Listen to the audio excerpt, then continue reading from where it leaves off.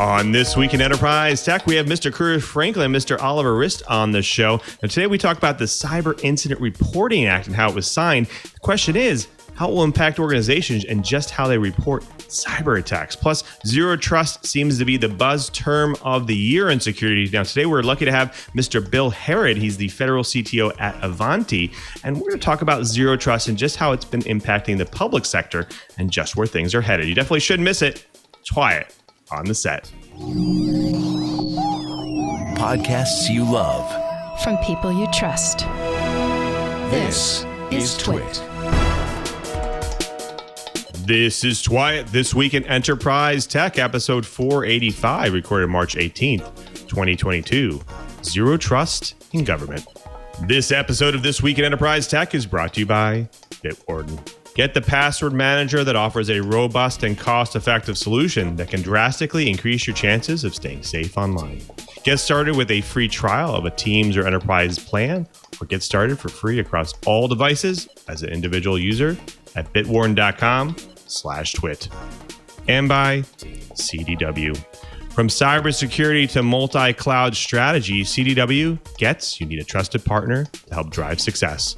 Learn more at cdw.com/services.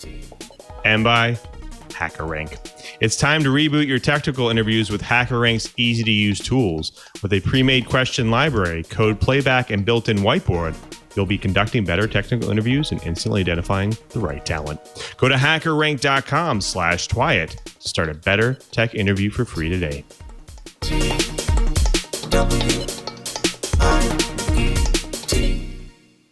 Welcome to TWiT, This Week in Enterprise Tech, the show that is dedicated to you, the enterprise professional, the IT pro, and that geek who just wants to know how this world's connected. I am your host, Louis Maresca, your guide through this big world of the enterprise. But I definitely can't guide you by myself. I need to bring in the professionals, the experts in their field, starting with an expert in enterprise and security. He's a senior analyst at Omdia, and he's Mr. Curtis Franklin. Curtis, welcome back. How are you? I'm doing reasonably well, Lou. It's great to be here. It's been a busy week in the hallways of Omdia as I scurry around talking to my fellow analysts, but it's been productive too. Got some things to tell folks about at the end of the show. In the meantime, I can't wait to get started on another great episode of TWiT. I can't wait as well, but I do want to hear one thing, because I heard that you had a workshop last week. Did you guys sniff enough solder to have a party? That was great. I had a chance last week to go and help the directors of some of the boys and girls clubs of Central Florida learn to solder. They're going to be sharing that skill with the young people who come to the clubs. Talking about things like the practical hands-on side of electronics as they share some skills and some knowledge that could lead to good careers or at least solid lifelong hobbies for the folks who come and spend time with Boys and Girls Clubs. Great organizations and wonderful people. I was really happy to be able to spend some time with them. It's fantastic. It's fantastic. Well, thanks for being here, Curt. Well, speaking of experts, we also have an SMB tech expert and a fantastic editor. He's contributing editor at PC Mag, and he's Mr. Oliver Rist. Oliver, welcome back to the show. How's your week been? My week's been great. Weather's been a little up and down up here, as you know, but looks like it's going to be great for the weekend. So it's going to be great for my barbecue, and I'm just looking forward to that. I'm all barbecue all the time right now. That's right. Now, you're doing a little smoking, I hear, right? You're smoking some... what are you smoking over there? 10 pounds of brisket goodness, Texas style, and then some bacon and some other sundries like shrimp skewers and things like that. Man, I love the summer. I'm looking forward to that. Well, thanks for being here, Oliver. Well, it has been a very busy week in the enterprise, so we should definitely get started. Now, you may have heard just this past week, the Cyber Incident Reporting Act was actually signed and put into effect. And the question is, how will this actually impact organizations and just how they report cyber attacks? We'll get into that. Plus, zero trust seems to be the buzz term of the year in the world of security. Today, we're actually lucky to have Mr. Bill Harrod. He's the federal CTO at Ivanti on the show. And we'll talk about how zero trust will impact the public security in the public sector and just where things are headed there. So stick around. We have lots to talk about here on TWiT. But first, let's go ahead and jump into this week's News Blips. If you visited a globally accessed website recently, you probably have seen it, a notification informing you that the page is using cookies to track you and asking you to agree to let it happen. Now, cookies are pieces of data the site stores in your browser, that local storage of your browser, to help remember things to actually enhance your experience.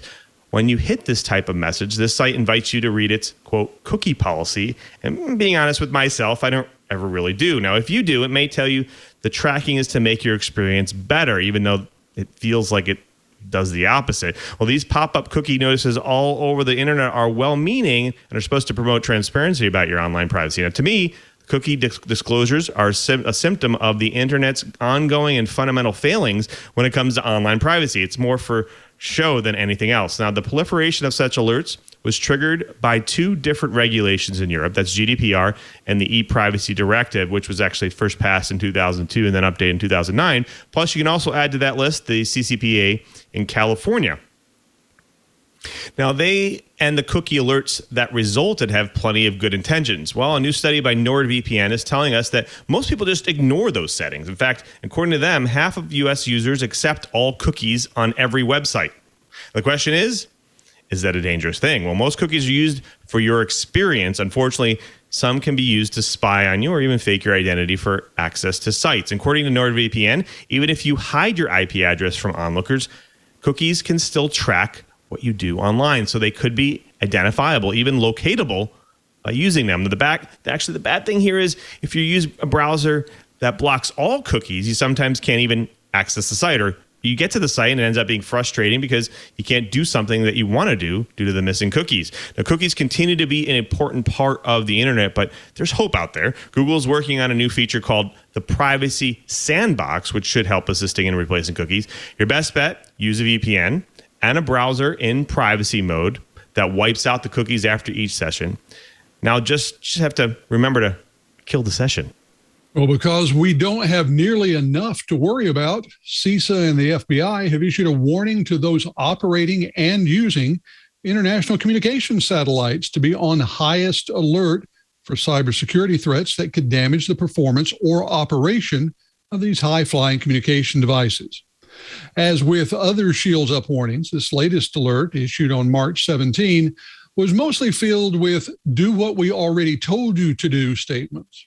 In addition, though, the alert did include specific indicators of possible intrusion attempts and a pointer to the annual threat intelligence report from the Office of the Director of National Intelligence, a report that was chock full of warnings about threats and activities from nations, like those currently busy dropping bombs on other nations.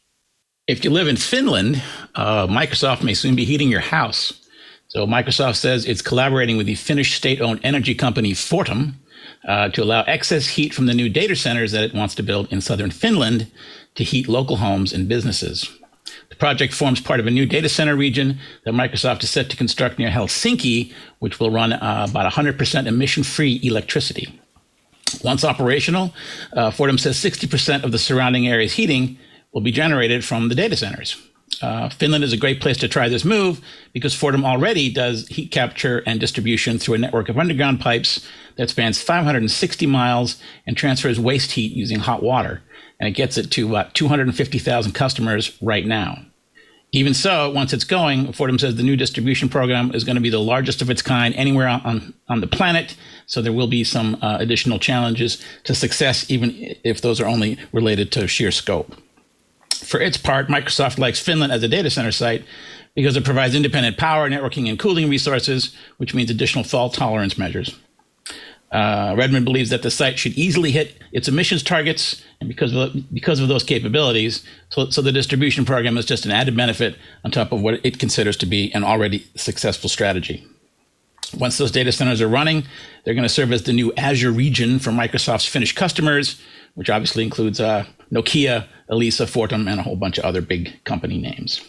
So basically, it's all about cleaner data centers and making better use of excess energy. So for once, it's a tech announcement that nobody can hate. The EU is known for making decisions based on data users. However, a most recent proposal seems to go the other way. That will make it so governments can scan messages and photos going forward, which goes against end-to-end encryption needs.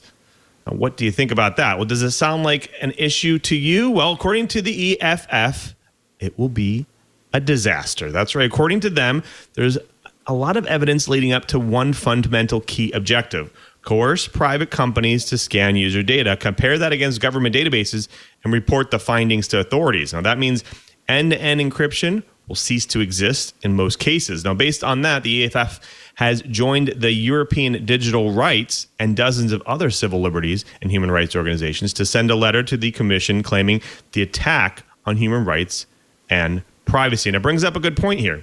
Nefarious activity happens on these communication channels, and with encryption, it makes it hard to find.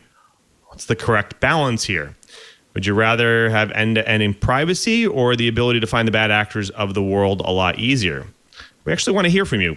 Hit us up on email, twit@twit.tv, or over at the Twit Discord channels or IRC, or even over at twit.community. Well, folks, that does it for the blips. Next up, the bites. But before we get to the bites, we do have to thank a really great sponsor of This Week in Enterprise Tech, and that's Bitwarden. And we talk a lot about cyber threats and how they're actually exploiting passwords. Actually heard some news about that this week. One way to increase your security posture is to use a password manager. That's right. Bitwarden is the only open source cross-platform manager that can be used at home, at work, or on the go, and it's trusted by millions. Now, with Bitwarden, you can securely store credentials across personal and business worlds. Every Bitwarden account begins with the creation of a personal vault. That's why you want to use Bitwarden for your business. That's why it's fully customizable. Plus, you can adjust features using enterprise policies to adapt to your business needs. Another great feature is Bitwarden Send to fully encrypt and transmit sensitive information, text, or files. Bitwarden empowers your team members. It lets them generate unique and secure passwords for every site. Plus, you'll get enterprise-grade security and compliance. They are GDPR, CCPA, and HIPAA, and SOC 2 compliant. Their end-to-end encrypted vault helps mitigate phishing attacks by storing passwords and more. Now, Bitwarden recently announced that they have taken a major step on two major initiatives. First, the icons within the app have been updated, heralding a coming update to the user interface. Second, the ability to switch accounts has been added to the desktop application. Easily switch between multiple Bitwarden accounts, such as your personal and work accounts, using a drop-down list without having to log out and log back in. Now, this provides convenient access to vault items from either account and allows you to maintain separation of personal and work vault items as well. Account switching will be rolled out to the platform soon. I'm looking forward to that feature. Definitely helps me separate the work-life world. Interested in a business plan? Their Teams organization option is $3 a month per user, where you can share private data securely with your coworkers, department, or the entire organization. Now, for enterprises, use Bitwarden's Enterprise Organization Plan for just $5 a month per user. Bitwarden believes that everyone should have access to basic password security tools. Now, individuals can use their basic free account forever for an unlimited number of passwords, or upgrade anytime to the premium account for less than $1 a month. Now, if you're looking for secure password storage for the entire family, their family organization option gives up to 6 users premium features for only $3.33 a month. Using Bitwarden Cloud, you can get started in no time. Monitor and manage security vulnerabilities using the Bitwarden Vault Health Reports. Identify, expose, reuse weak or potentially compromised passwords, as well as any items in your vault with inactive 2FA. There has been recent news about a popular password manager suffering a credential stuffing attack. Credential stuffing is a known and unfortunately common attack whereby hackers attempt to use usernames and passwords that they find on the dark web to log into other websites. So this serves as a reminder that it's always important to use different passwords for every website you visit, and when using a password manager, to create a strong and unique password only for your password manager, not used anywhere else. At TWiT, we are fans of password managers. Bitwarden is the only open source cross-platform password manager that can be used at home, on the go, or at work, and it's trusted by millions of individuals, teams, and organizations worldwide. Get started with a free trial of a Teams or Enterprise plan, or get started for free across all devices as an individual user at bitwarden.com/twit. That's bitwarden.com/twit. And we thank Bitwarden for their support of This Week in Enterprise Tech. Well, folks, it's time for the bites. Now, we've heard this past week about a new act being written into law here, the Cyber Incident Reporting Act. Interesting to see what this actually means for organizations. Curtis? Well, Lou, I think we're going to start with what may be the most amazing thing about this particular act. It's the Cyber Incident Reporting Act, and it was passed through the Senate unanimously. So there was no partisan divide, no holdout, nothing. Unanimous. So that tells you a little bit about the importance that government is putting on this.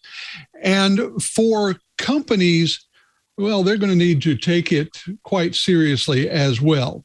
Basically, this requires companies that are in critical infrastructure, we'll get to that in a moment, to report to CISA within 72 hours of experiencing a cyber attack. And if they make a ransomware payment, that window closes down to 24 hours. Now, you might be saying, well, my company's not in critical infrastructure, but the federal government defines 16 separate industry categories as being critical infrastructure. And these range from things that you would expect, like nuclear reactors, to financial services, communications, healthcare, food, and agriculture. And just in case none of that hits you, there's also critical manufacturing and commercial facilities. So basically, if you do business at any scale in the U.S., you're probably defined within one of the categories that's responsible in this bill. So what does this mean? Like we said, it is going to require reporting to CISA, to the federal government, within 72 hours of a cybersecurity attack. Now, one of the people interviewed by Dark Reading for an article they wrote on this, Tom Kellerman, who's head of cybersecurity strategy at VMware, said that this is absolutely a game changer because companies are going to have to show that they take it seriously by either hiring a CISO or, if they already have a CISO, promoting them. And here's the critical part, making sure that the CISO has veto authority over the CIO. That reverses the relationship in many, many organizations. Now, in addition, CISA is required to launch a program that will warn organizations of vulnerabilities that ransomware actors are exploiting, and directs the CISA director to establish a joint ransomware task force to coordinate federal efforts to prevent and disrupt ransomware attacks. They back this up with somewhere north of $2.5 billion in funding to CISA. It's about 300 million more than the administration had requested. Now, this is going to cause some significant changes. I think this could be the biggest change that we've seen in years, certainly since things like HIPAA, SOX, and SARBOX were coming into effect. I want to ask my co-host, though, what they think. And Lou, I'm going to start with you. You've been active in the enterprise space for a long time. Do you see this as the sort of thing that is going to finally spur organizations to act in terms of being able to meet the requirements of this particular act? I think it's definitely going to get the ball moving for some organizations. I've worked with a lot of organizations out there who probably wouldn't be able to meet these things right now. But I think with this going into effect, it's going to be a forcing function for them. And it's actually going to be a good thing, I think. I think this is going to be a good thing for organizations to move forward and to make sure that they can start reporting these, both not only from the business perspective, even from a consumer perspective. So I think it's going to be great. I agree that this is the sort of thing that we've needed for a while.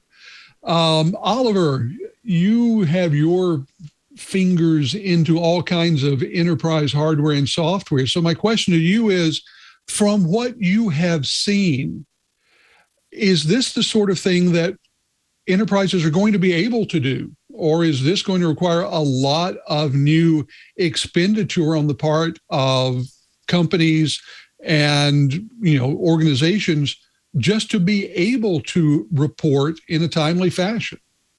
Well, to your first point, enterprise-wide size, yes, it will. However, that's who this law was written for. They're going to be able to react to that appropriately. Right now, if you're more my reader and it's more SMB, I mean, even medium companies, right, the reaction is going to be, oh my God, because once again, I'm being asked to react on a budgetary and staff level to a law written completely out of my control and with what looks to be relatively little thinking. I mean, yes, it's a good thing. I'm not knocking it, but this concept of I have to hire staff, I have to give that staff a budget. Somebody else is going to tell me who that staff reports to and who that staff can veto, or however my organizational structure is going to work. And this is already in an economic environment where small to medium-sized businesses are hit hard. And if they don't have a head security guy, which many don't, especially if you're talking about a smaller consultancy or these smaller add-on companies, good luck going out and finding one of those people right now. And if you can't, you're going to have to hire a security consultant firm probably, and they're just going to grab you by your nethers and squeeze. So I agree with Lou. Yes, I think long range, it's a good thing, but I think you can already see massive hiccups that are going to happen with this. As soon as you drop below, the Microsoft, the GE, those very big companies, as soon as you drop underneath those to smaller companies, this is going to be a massive headache. Either that or they're just going to ignore it. Well, I think that ignoring it is going to become tough, because one of the things that this bill also does is authorize CISA to subpoena companies that are found to have ignored this and to refer them to the Department of Justice. And so I think there are a lot of people a lot of medium-sized companies where if they don't have a CISO to conveniently throw under the bus, the CEO is going to be looking at, who he can blame or she can blame should there be a problem. The good news, I think, is that this does move us forward in sharing information. The biggest problem that we have, frankly, in a lot of cybersecurity is when information from one attack is not shared with other companies so that they can prepare for the same attack. You see these campaigns that roll through industries or roll through market sectors because the first victims didn't let anyone know it was happening. This should short circuit that sort of thing. And with that said, I think we're probably on a 3 to 5 year timeline before it has significant impact on just how much data is being shared. That's it for that bite. Lou, I'm going to turn it back over to you. I mean, do you think I'm wrong? Do you see this being something that is going to have a significant impact starting next Thursday, or do you think we're going to have a longer rollout on this? Definitely long tail here. I think that, like Oliver said, there's definitely going to be a long tail. It's going to take a lot of money and effort. I think it was also interesting in reading some of the commentary about the article that we're going over, the fact that obviously the law is going to help with making sure organizations are reporting these things and so on, but it doesn't actually enforce anything around whether those organizations go and patch things, make things better, make sure the vulnerability is gone. And I think that's the interesting part here. So I think that organizations will probably, most of them will do the right thing here. I think they will try to take the steps and to move into the safer space here and do the right thing. But in the same case, some organizations will just ride it out in hopes that either they don't get hit, or if they do, they report it and maybe even continue to ride the wave. So we'll have to see. I think it's going to be an interesting wave for sure. Very good. Well, as I said, I think that's going to be it for this bite. We've got a lot more coming up, a really good show assuming we can trust our guest who's here to fill us in on, among other things, zero trust. But before we do, I think Lou has some more information for the TWiT Riot. Thank you, Curtis. That's right. Next up, the guest drops some knowledge on the TWiT Riot. But before we do have to thank another great sponsor of This Week in Enterprise Tech, and that's CDW Amplified Services. Reaching your organizational goals feels complex and daunting. Not only are you responsible for implementing the right technology solutions, but you also must drive outcomes and innovate at scale and with speed. It's crucial that you have a partner you can trust who really understands your business and goals. CDW understands that to stay competitive in a changing landscape, you constantly need to move forward and innovate smarter. CDW Amplified Services will design, orchestrate, and manage technology solutions that help organizations accelerate their goals and drive success. From enhancing customer experiences to bolstering security, CDW will help you quickly execute on digital priorities and amplify your organization's vision for today and the future. The experts at CDW will collaborate with you from the start to finish. Based on organizations' unique challenges, they've developed roadmaps, handle deployment, and manage your environment to ensure the right technology solutions are driving success. Advanced cybersecurity protection and response to mitigate threats to your organization's data and physical entities. Multi-cloud strategy to optimize your data and applications across all your cloud environments, allowing you to access from anywhere and the flexibility to scale. App modernization and software development to make the most out of existing applications or to develop custom new ones, increasing agility and streamlining experiences. Data optimization and empowers you to transform your data into actionable insights from machine learning and data visualization all the way down to storage management and operations. IT support services give you access to 24/7 custom warranty, maintenance, and support services, protecting your investment and freeing your staff's time to focus on bigger picture. From cybersecurity to multi-cloud strategy, CDW gets you need a trusted partner to help drive success. To reach your technology goals, trust the experts at CDW Amplified Services, people who get it. Learn more at cdw.com/services. That's cdw.com/services. And we thank CDW Amplified Services for their support of This Week in Enterprise Tech. Well, folks, it's now time for the guest to drop some knowledge on the TWiT Riot. And today we have Bill Harrod. He's Federal CTO at Ivanti. Welcome to the show, Bill. Thanks very much. Nice to be here. Now, we're excited to hear about some of the topics you have to talk about. Before we do want to, our audience loves to hear people's origin stories. Can you maybe take us through a journey through tech and what brought you to Ivanti? Well, sure, Lou. Thanks. So early on in my career, I spent 14 years in federal government, mostly in federal law enforcement, and most of that in the FBI. And this was a pivotal time in computing operations. It was just at the crux where we expanded beyond just the mainframe to distributed platforms and adoption of server-based networks, PCs, and workstations, and the ubiquity of email and the reliance on the internet.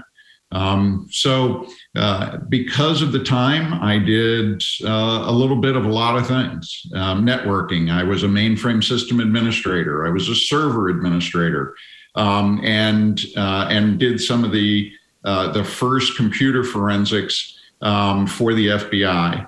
I managed teams, what were known as rapid start teams, and we deployed for crisis events. We stood up the command post, put the automation in place, and connected IT systems, and then assisted with the investigations. I worked the first World Trade Center bombing, the bombing of the federal building in Oklahoma City, the Centennial Park bombing for the Atlanta Olympics, the Branch Davidian compound raid in Waco, Texas, and the Unabomber case.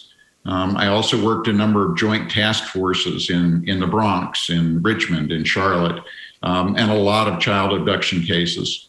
And I was fortunate to work with some early artificial intelligence programs, and that's what moved me into the private sector. And this was in the days of some of the first internet attacks and malicious code and viruses. And I went to work for a company that ran the wild list and did testing for encryption and AV products. And I was doing cybersecurity risk assessments and risk analysis for Fortune 500 companies and government agencies, including leading crisis management and incident response teams and doing computer forensics there as well. And then I moved on to a software company where I was an advisor in the federal government for cyber practices. So things like identity management, access control, privileged access management, and single sign-on. And then from there, I spent some time at Deloitte as part of their federal cyber risk advisory practice, really focused on citizen-facing identity and security, and then joined MobileIron, a mobile device management company, as the public sector CTO. And I'm now with Ivanti. And Ivanti is a US-based software company that brings together a number of different technologies for enterprise management. So everything from mobile device management to unified endpoint management, to service management and prioritizing risk-based vulnerability management.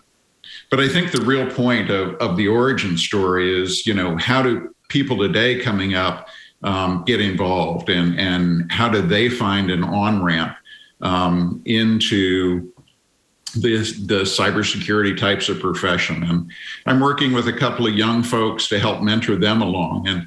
And one of the things that I tell all of them is to get some experience, get some system administration experience and network experience, build out a cloud infrastructure, put a web server up, put a database up, work on putting the security pieces in place for authentication, for authorization, web application firewalls and access control policies, understand how to build it right, and then look at how to attack it.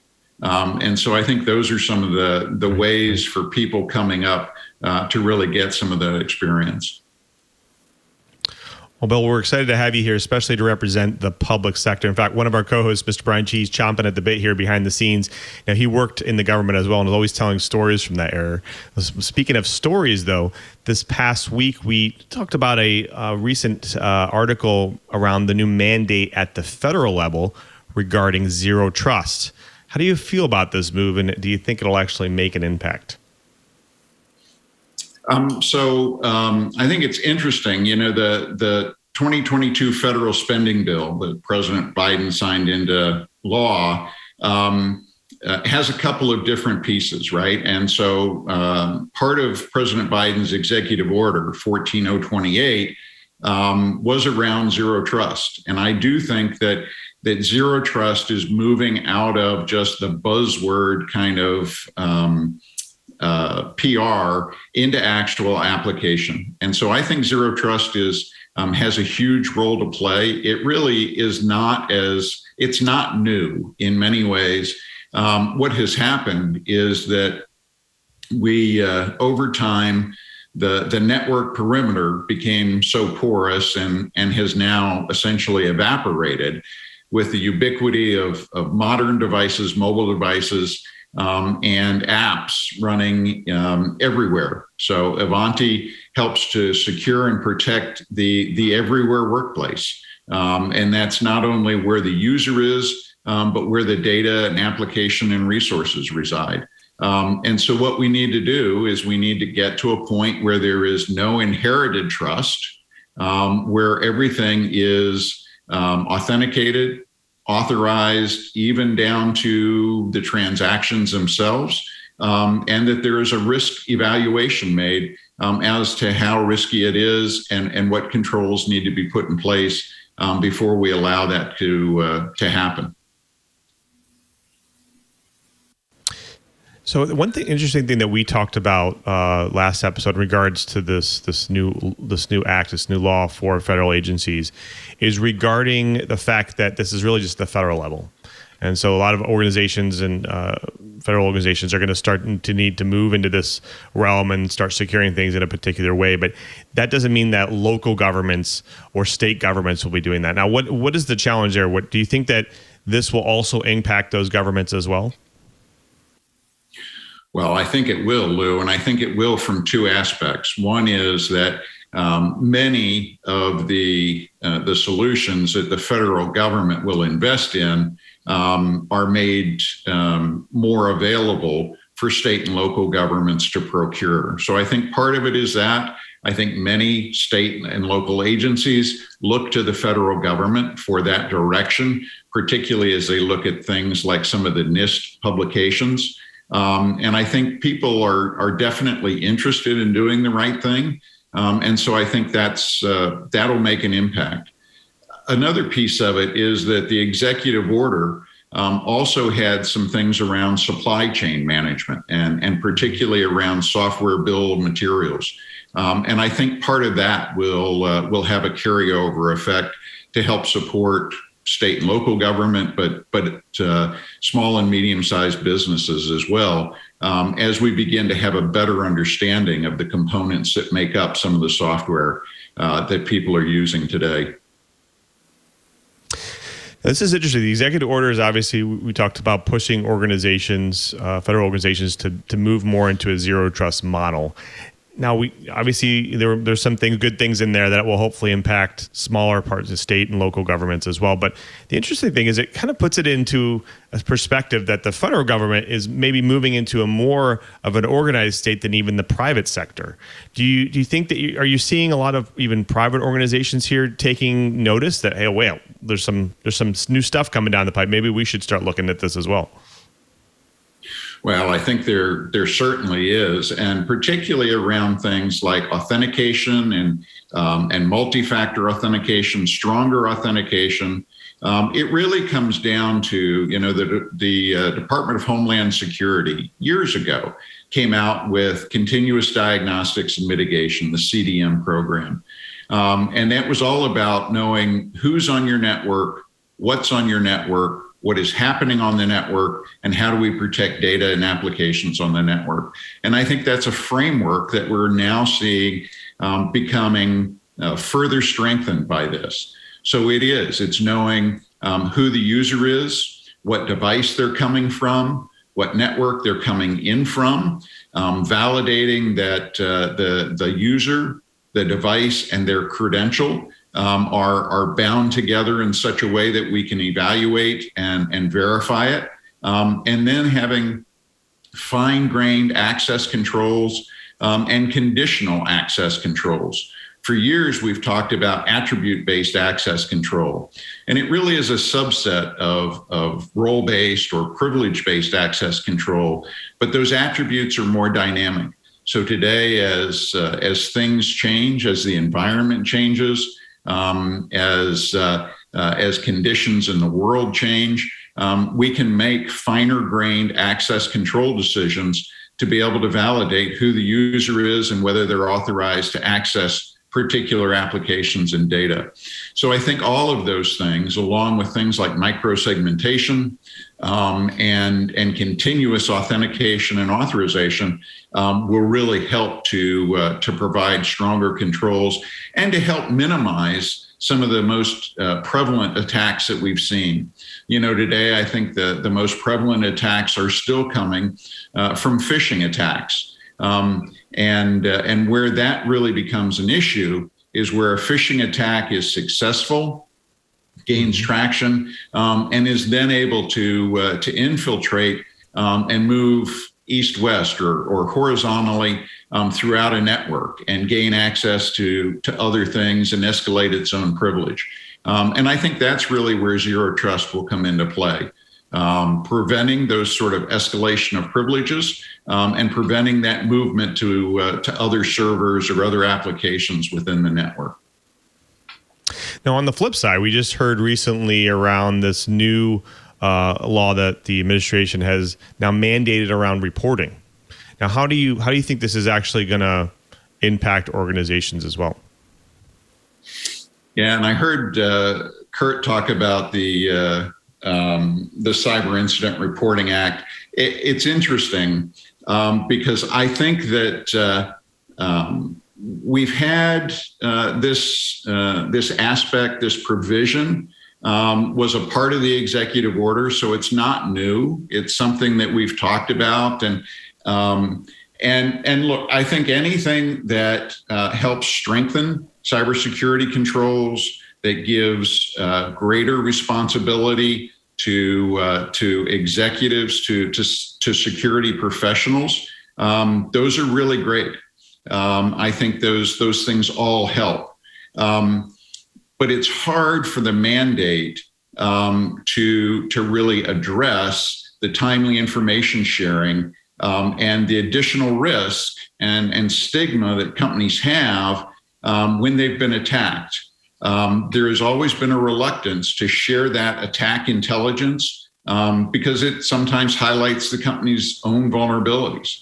So the challenge is, how do infrastructure owners, and infrastructure being widely defined now, how do infrastructure owners share the attack intelligence, the indicators of compromise, and actionable remediation or mitigation steps, and do it within the required timelines, and at the same time not divulge intelligence that may make them even more vulnerable? I think the timelines are aspirational. I'm not sure they're realistic. Even with secure and protected reporting to CISA, the amount of time between the initial attack and the ability to validate, sanitize, and disseminate the information and run your incident response really may be insufficient. And I think another piece of it is it really depends on what it is we're trying to protect against. If we are protecting against widespread nation-state attacks, if that's what it is, then those are going to be intended to cause widespread disruption. And likely we'll have multiple attacks and targets that will launch simultaneously. So it's not a serial progression. So knowing it 72 hours in may not be able to provide us great protection.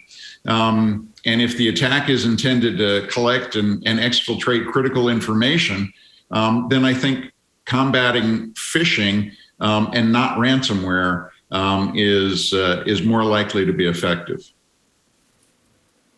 Thank you, Bill. Well, we have lots more to talk about here. So when we come back, I'll bring my co-host back because they have a lot more questions to ask. But before we do have to thank another great sponsor of This Week in Enterprise Tech, and that's HackerRank.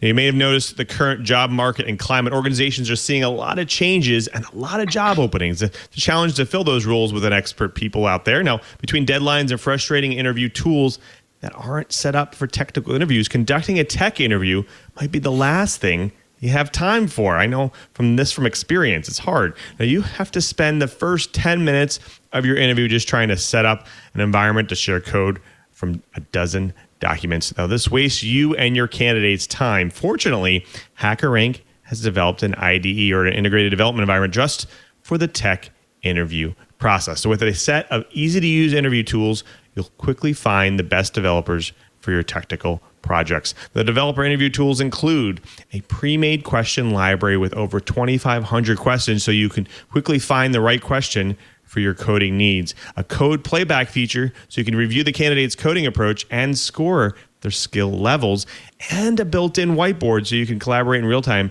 to see how problems are solved. It's time to reboot your technical interview process with HackerRank. Click, interview, done. Start using HackerRank for free today and see how much better a technical interview can be.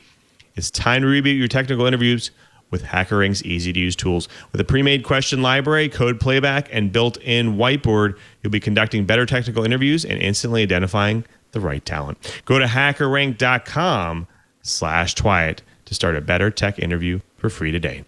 That's hackerrank.com/TWiT. And we thank HackerRank for their support of This Week in Enterprise Tech. Well, folks, we've been talking with Bill Harrod, Federal CTO at Ivanti. We talked a lot about zero trust and some of the new movements the government's taking around it. I do want to bring my co-host back in because I'm sure that they have some good questions about this. We just talked about a great story about it as well. Curtis, I want to throw it to you first. Curtis? And actually, the first thing I would love to talk about in zero trust gets back to something that you said. The general impression is that zero trust sort of sprang out of nowhere just a very few years ago. It hasn't been around very long, but you said that it's really all that new. It's been around a while. What did you mean by that? I mean, have we been experiencing zero trust by other names for some time? Well, Curt, I think that's absolutely correct, right? I mean, early on, we talked about defense in depth as one of the security guidelines. And in many ways, security defense in depth is very similar to zero trust. Defense in depth was security controls at multiple different levels and validating authorization at those points before you allowed somebody to continue. And as I said, when we lost the strong access controls at the perimeter of the network, the perimeter has now shrunk down to being around an application or a data set or a database or a resource. And to be able to move from one application to another, to be able to move from one transaction to another, we need to go through processes of making sure that the user is still authenticated, is authorized for that new application, and that the access controls and conditional access controls and devices are all in compliance. And so in many ways, it's not significantly different than defense in depth. It's just at a much finer grained level. Well, at that fine grained level, you kind of assume, I think, that the outer crunchy shell of your network is going to be somewhat porous. I mean, that is typically the easiest step to take, getting in there. And I'm curious about your take on something. We've been talking about the new reporting requirements that are going to be spoiling a good night's sleep for a lot of CISOs for a while. One of the things that we talk about in cybersecurity is dwell time, the length of time that elapses between when someone successfully gets into your system and when you know they're there. Ideally, you'd like that time to be really short, but we know from a lot of historical cases that dwell time on average now is still measured in many days and can go up to many months. This reporting requirement that has that magical 72-hour thing there, do you think that this is going to, refocus a lot of attention on being able to understand when someone has landed in your network unauthorized, and B, increase the drive towards zero trust so that you can maybe fudge the definition of a successful attack? If they got into the network but can't do anything, then is it really an attack, sort of thing? Well, so a couple of good points, Curt. I think one is when we talk about dwell time and we talk about the reporting requirements, I really think those are going to be defined by when does a company understand that there's a problem and begin their incident response. If we look at something like SolarWinds, where the code had been corrupted, and the attack was in place, and there were internal compromises. I mean, you're right. That was days. It was weeks. It was months. And that's not going to have triggered the start of that clock. It's when It's when somebody's incident response team kicks off and they begin to say, okay, now we're going to address this. There's something that's gone wrong. But even at that, the 72 hours is aspirationally fast to be able to decide what has happened, understand it well enough to be able to report on it, and to be able to get that reporting through your incident response and your legal counsel, and disseminate it even to DHS and CISA. And so that's why I think it's aspirational and not maybe not something that can be accomplished, at least in the short term. Well, given that short term, I do have one more question. I'm going to play a bit of devil's advocate here. Coming out of the chemical waste world, I know that there are situations in which companies had a vast pool of stuff that was known to be generically nasty, but they didn't know exactly what it was for historical reasons. And some of them refused to have it analyzed. And when I asked them why, they said, well, if we know what's there, then we have to deal with it. As long as it's just goo, we have no legal responsibility.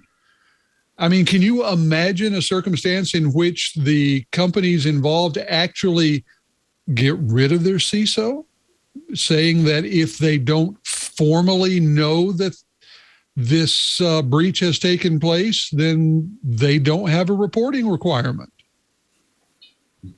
Well, so two aspects to that I think are really interesting, Curt. One is I do think that if they turn a blind eye to the fact that they've had an attack, then they potentially may not have to report.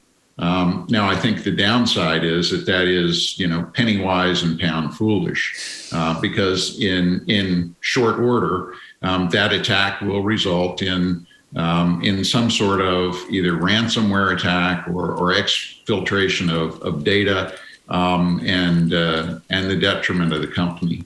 But I think the other thing, and I think this goes back to something that you were mentioning earlier on, was that if we have moved the CISO to now be able to veto the CIO and to have an independent budget, I think for many companies, what they will end up doing is simply saying, we're now going to anoint the CIO with a dual title. So you are both CIO and CISO, and here is your new bag of responsibilities.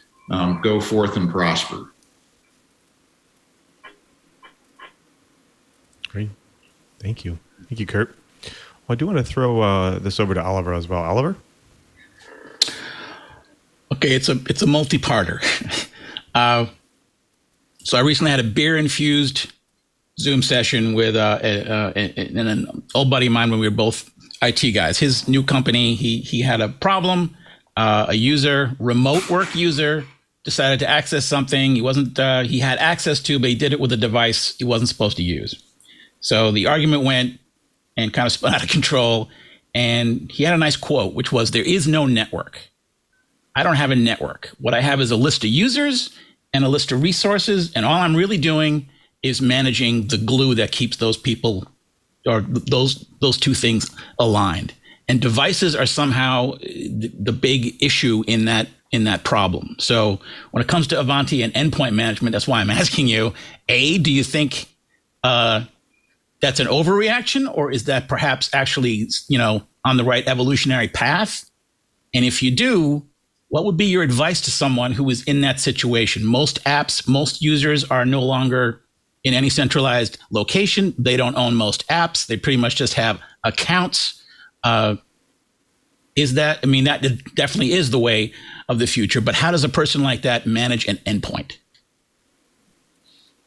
Well, Oliver, I think we come back to some of the attacks that we saw a long time ago. There was an attack against the city of San Francisco where a former system administrator had resigned, and then came back in and locked out a bunch of systems because he still had administrative control. And the issue comes back to having a good concept of identity, and that identity takes a number of different functions. So there's the user identity, there's the device identity, and then there is their credential. And a strong piece of zero trust, but of good network security or good cybersecurity has to be around that identity management. And when people leave, their credentials need to be revoked. Their identity needs to be taken out of something that is an active identity, moved into an offline OU, and their privileges and access needs to be cut immediately. And we need to be able to validate that that happens, and it can be automated. There are lots and lots of ways to be able to do that and automate it. So that they don't have access to be able to come back in and utilize whatever device to be able to get access, right? Again, it comes back to validating authentication and authorization and strong access controls. I do think that there are the inability to do unified endpoint management is a significant problem. Gone are the days where we could manage devices with Excel spreadsheets. We need to be able to detect devices on the network or detect devices that are trying to access our resources, even if those are IoT devices or modern mobile devices, endpoints, cell phones, smartphones, tablets. And we need to have a policy around how do we allow those to communicate to business resources, right? Is there a profile? Do we enroll those devices through a modern unified endpoint management solution, a mobile device management solution, so that we know whose device it is, and we can put compliance policies in place that says it has to be at a certain operating system level. We want to validate that there is no malicious code on the device, that the device is not jailbroken, and that the applications that are being leveraged are authorized applications. And then becomes the credential and the authentication piece, right? So how are they authenticating? And doing strong multi-factor authentication is another critical piece. So I think identity becomes a really critical piece. And yeah, in many cases, it is sort of users and applications or resources. And how do we control the communication and the flow between those really has to do with understanding the identity and the conditional access control. Cool. Thank you. You bet. Good to talk to you. Thanks, Oliver. Well, unfortunately, folks, all good things must come to an end. Bill, thank you so much for being here. Really appreciate you being here. We do want to give you a chance to tell the folks at home maybe where they can find out a little bit about Ivanti and maybe how they can get started. Sure, absolutely. And thanks very much for having me. I think this is a great service, and you provide terrific information. So Ivanti makes the everywhere workplace possible. IT and digital modernization for organizations in the federal government requires harnessing automation, innovation, security, and emerging technologies. Ivanti is a US-based software company providing zero trust security, unified endpoint management, mobile device management, risk-based vulnerability management, and enterprise service management solutions for both FedRAMP and on-prem deployments and in commercial clouds. You know, one of the most critical things is not only having the device management and being able to provide that fine-grained access control and conditional access control, but the automated patch management that provides predictive risk-based vulnerability management, and integrating all of that with a market-leading service management solution. The Ivanti solutions can predict and prioritize vulnerabilities, create the upgrade ticket, automate the patch delivery and implementation, and then mark the ticket successfully completed and close the ticket, all before a system administrator is even aware of the potential problem. The Ivanti family of solutions can help to reduce your cybersecurity risk and the risk of ransomware from mobile devices, personally owned devices, and do it by validating the user, the device, the user's identity and credentials, and ensuring the user and the device are all in compliance with those security policies that we talked about. For more information, visit us at Ivanti.com, follow us on Twitter at GoIvanti, and follow me at NetDaemon, NetDaemon, and look us up. Happy to talk more. Thanks very much. Well, folks, you've done it again. You sat through another Best Thing Enterprise podcast in the universe. So definitely tune your podcatcher to TWiT. I want to thank everyone who makes this show possible, especially to my co-host, starting with our very own Mr. Oliver Rist. What's going on for you in the coming week? Where can people find you and all your work? What is going on with me in the coming week? Well, right after this, I'm going out and making bacon. But as far as next week goes, I am reviewing CRM products. I am deep up to my eyeballs in CRM, which will be shown, I think, will be out in the world end of next month, middle of next month, something like that. So that'll be the example of my current work. Fantastic. Looking forward to it. I love the CRM world, so I'm looking forward to that. Thank you, Oliver. Well, folks, we also have to thank our very own Mr. Curtis Franklin. Curtis, what's going on for you in the coming weeks? Where can people find you and all your work? Well, this coming week, I'm actually going to be out and about at a conference. The Enterprise Connect conference is here in Orlando. I'll be down there for a couple of days. I have just published a new piece over at Dark Reading on, well, how companies can certainly respond effectively to the shields up alerts that they're getting. There are some things you can do regardless of where you are in your security journey that make things better. I'm getting ready for little things like RSA and Black Hat, and of course doing research into cybersecurity awareness training programs. So plenty to keep me busy. And I would love to hear from members of the TWiT Riot about what I should be looking at.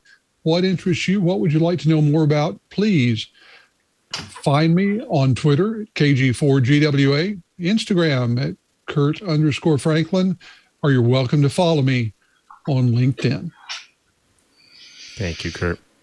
Well, folks, we also have to thank you as well. You're the person who drops in each and every week to get your enterprise and IT goodness. We want to make it easy for you to catch up on your enterprise news. Go to our show page right now, twit.tv/TWiT. There you'll find all the amazing back episodes, the show notes, the co-host information, the guest information, and the links to the stories that we do during the show. But more importantly, next to those videos, you'll get those helpful subscribe and download links. Support the show by getting your audio version, your video version of your choice, and listen on any one of your devices, any one of your podcatcher applications, because we're on all of them, and we definitely want you to subscribe and support the show. Plus, you may have heard, we also have Club TWiT. That's right. It's the members-only ad-free podcast service with a bonus TWiT Plus feed that you can't get anywhere else, and it's only $7 a month. Now, one of my favorite things that goes on with the Club TWiT is also members-only Discord channel. We have some great channels in there with some great discussions. I have a really fun time being there each and every week. So thank you for creating it. It's the TWiT-only Discord channel, members-only Discord channel. Check it out. Some really fun tech topics in there.